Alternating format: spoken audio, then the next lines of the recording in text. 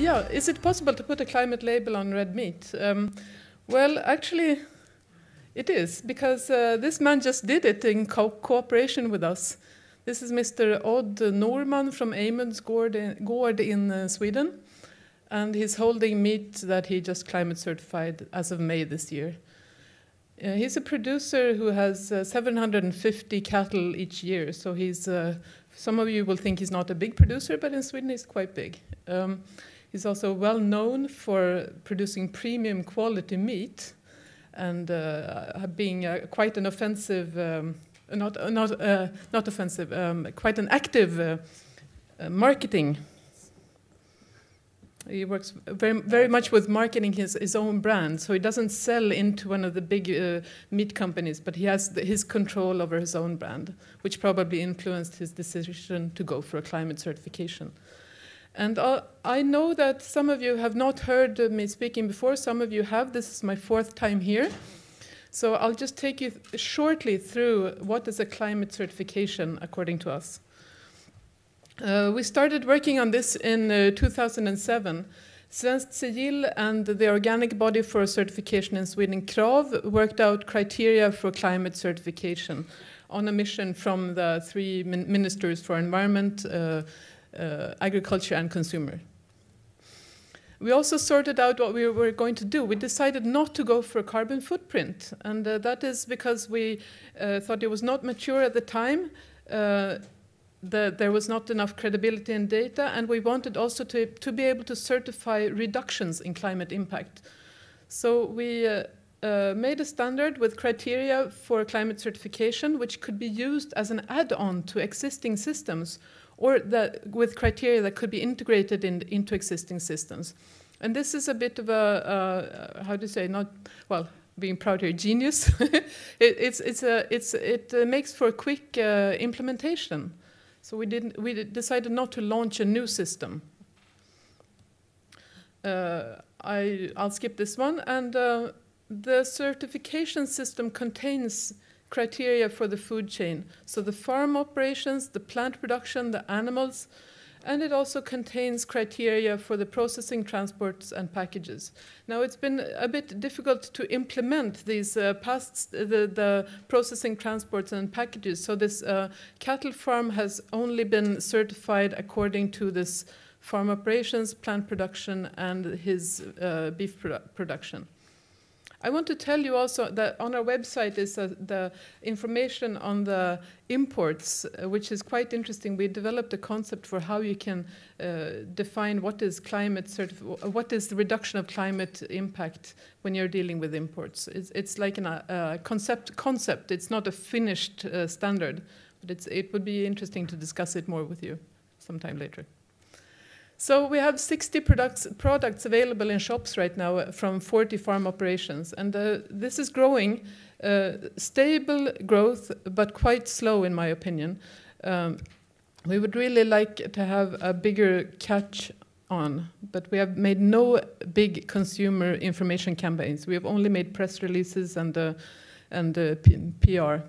The latest product that we got after the meat was the strawberries, which was quite nice this summer actually. So strawberries, we have pork meat, milk, vegetables, frozen vegetables, greenhouse vegetables, and flowers also. There are 3 types of criteria: specific limit values, and for the red meat, that would be no soy in the fodder, for example. We have a type of criteria that you have to analyze your own production and raise the competence, so that would be to carry out an energy map, plan for the whole farm, and to suggest efficiency measures. And then we have farm-specific measures, for example, measures to reduce your nitrogen surplus. And on this cattle farm specifically, these are the criteria that have been that he complies with.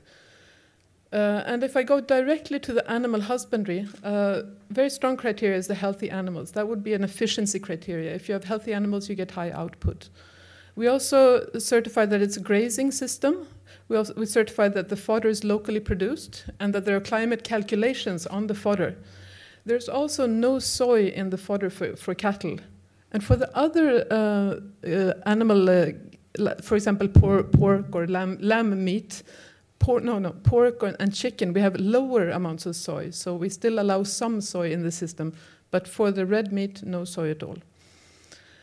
And the last criteria, the limit on highest age at slaughter, this is the one that has been by far the most controversial when you try to launch it to the farmers.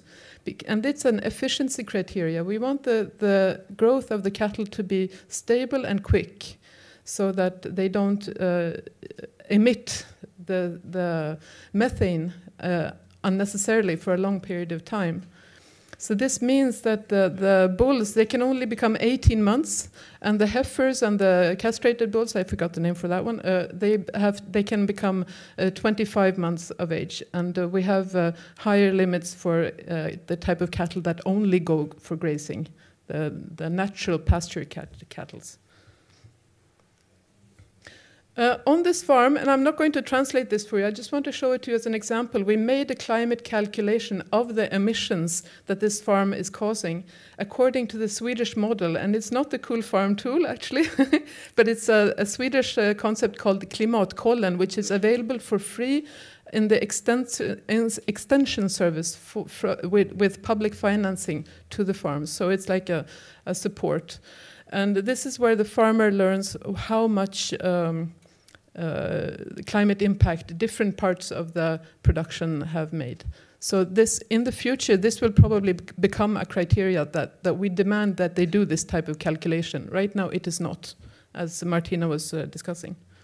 Oh, I also want to mention that on this farm, 16 kilograms of carbon dioxide equivalents per kilo of meat.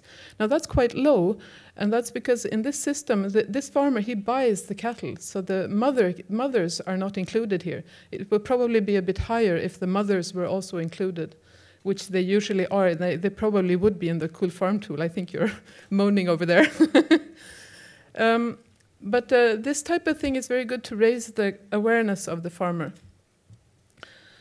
As you might have seen, those of you who read the abstract, is we get quite low improvements with this certification scheme for the red meat. We range between 3 and 10, well, usually 3 and 7, but maybe up to 10% improvement in reduced climate impact. And this schedule is not, I'm not going to translate it for you either, but it just shows you the low level of improvement and by how low these columns or whatever you call them are going down. And that's because it's so difficult to reduce the enteric fermentation of these animals. So what we work with and where the big reductions are is in the fodder and in the energy on the farm, and the energy being very small. So as I said, we achieve lower CO2 emissions. We do, and I say this is a climate certification, but it has a multi-criteria approach. We achieve increased biological diversity through this grazing promotion. We steer also away from soy as a fodder, which has implications for GMO, for chemical use, for land use change. We also steer towards energy analysis and efficiency, and we activate the farmers.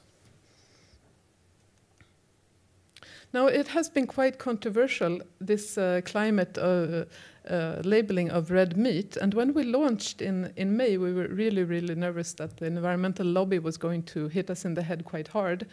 So we really ensured us by bringing in the Minister for Agriculture and all the researchers and the colleagues of Katarina over here who helped us make all the calculations.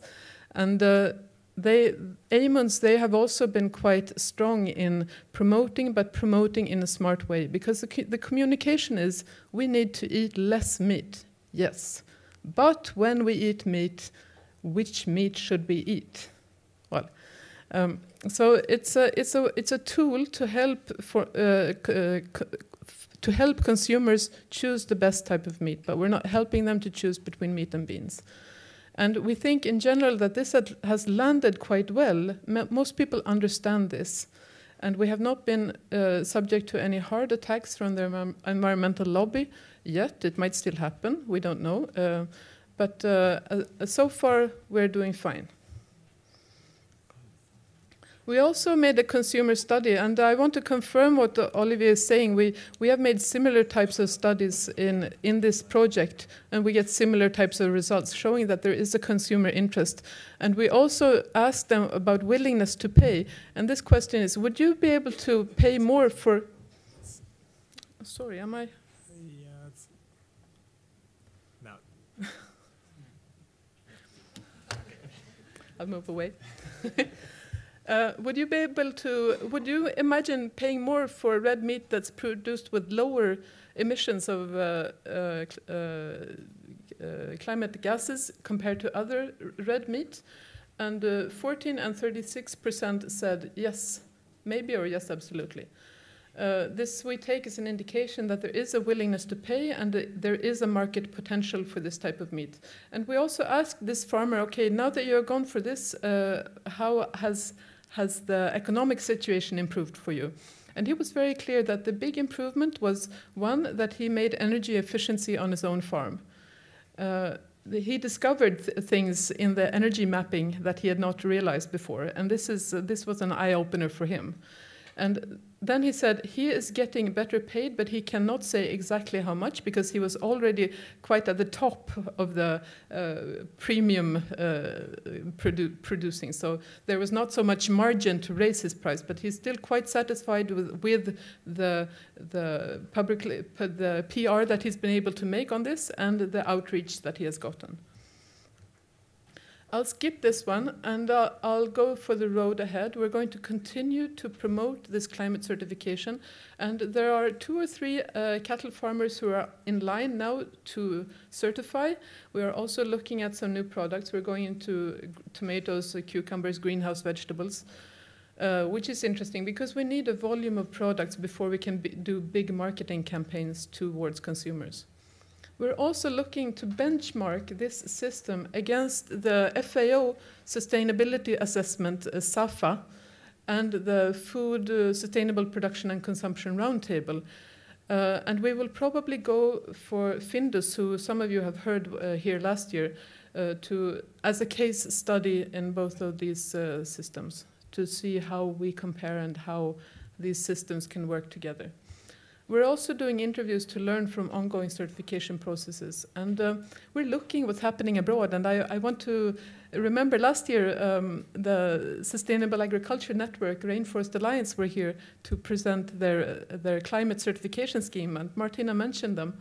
Well, actually, this summer, they actually launched their cattle certification. They don't call it a climate certification, but it has many similarities to what we're doing, except for they don't have a restriction on soy, which I think is interesting. But otherwise, all the components are in there.